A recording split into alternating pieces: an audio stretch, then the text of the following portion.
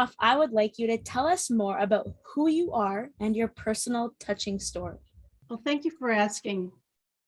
When I was a child, I had a divine experience, what you might call a spiritual download, that I was love, that I was spirit in the flesh. Now, some may believe that to be true about themselves.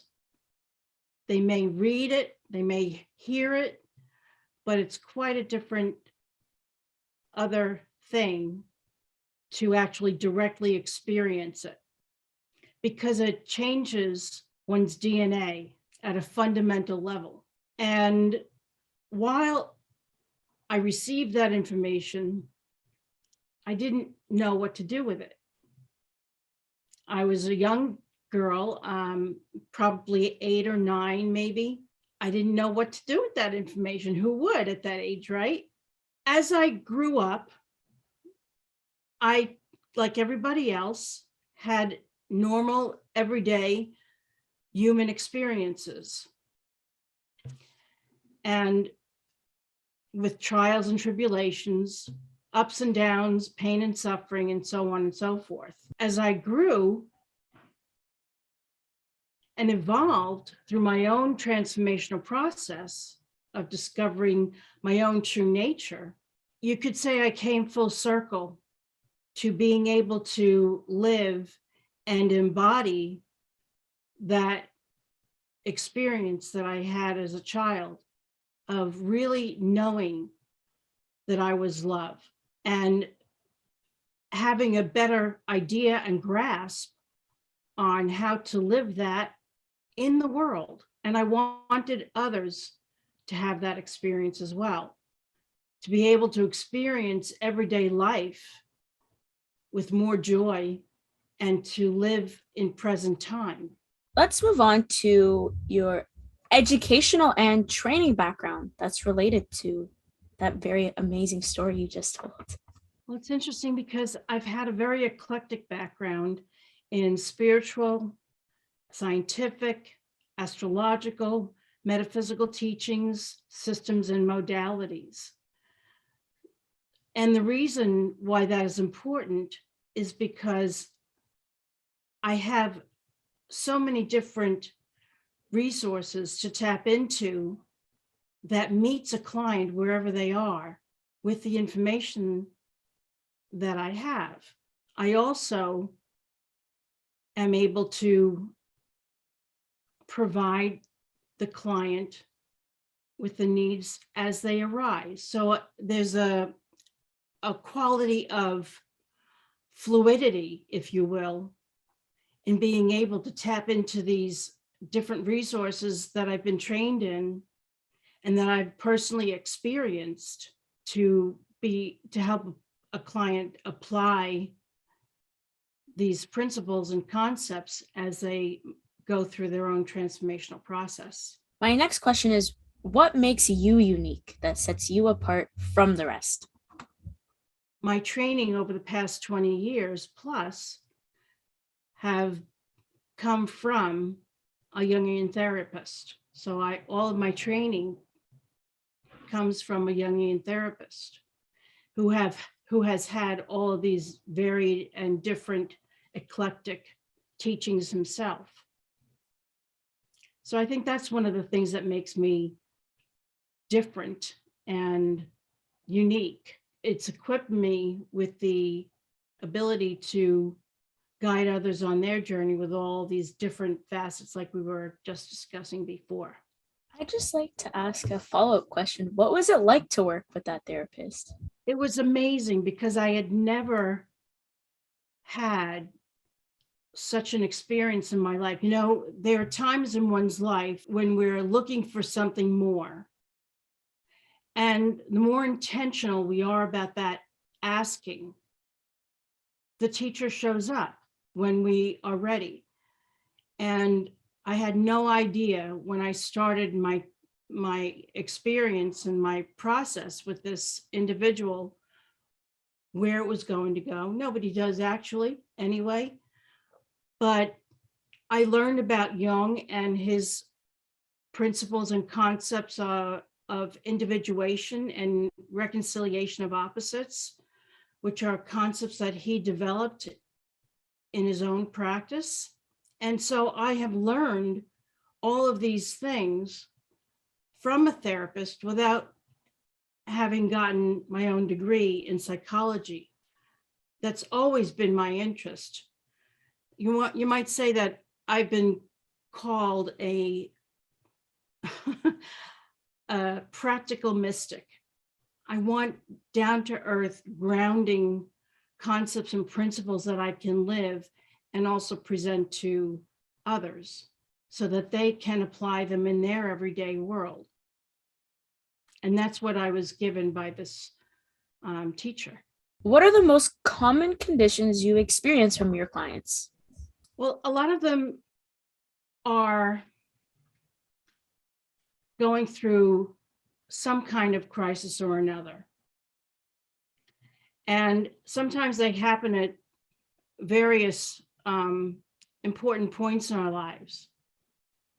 Like when we're just turning 29 or 30, there is a period of which that people are just beginning to separate from the familial life and starting to think about what life means to them and embarking on and developing their own way of being in the world.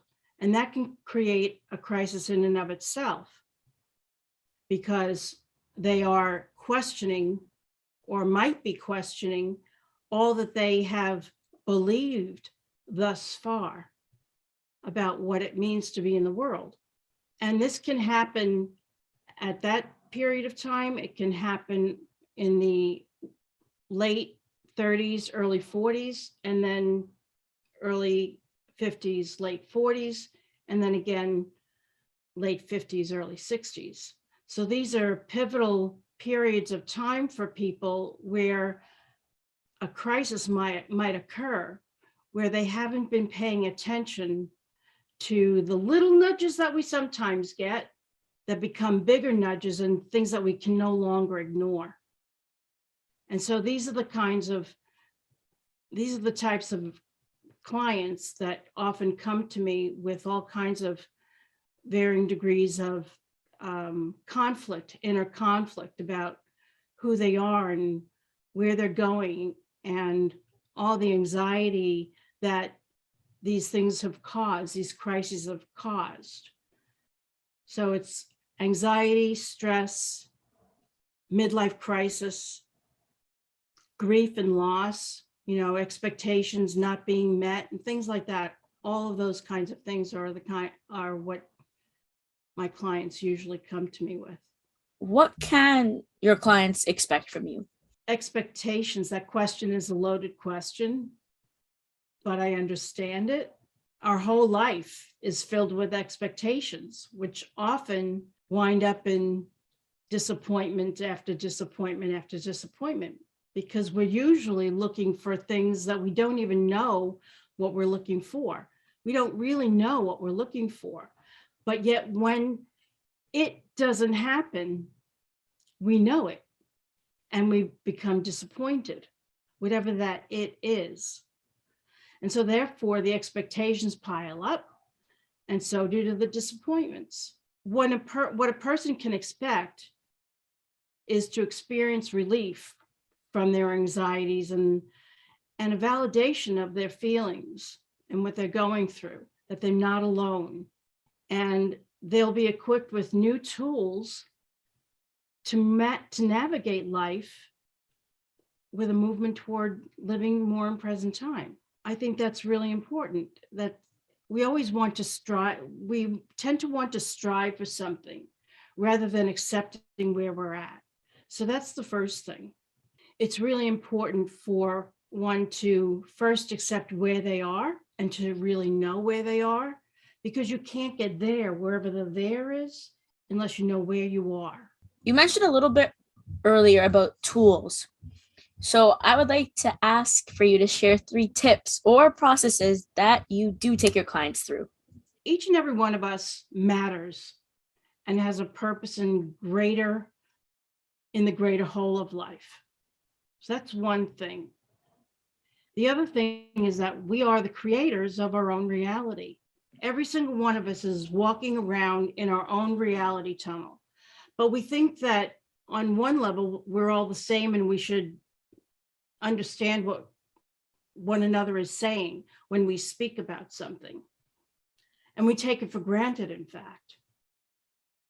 But what happens most of the time is that we're often either not clear about what we're saying or where we want to go and what we want to do.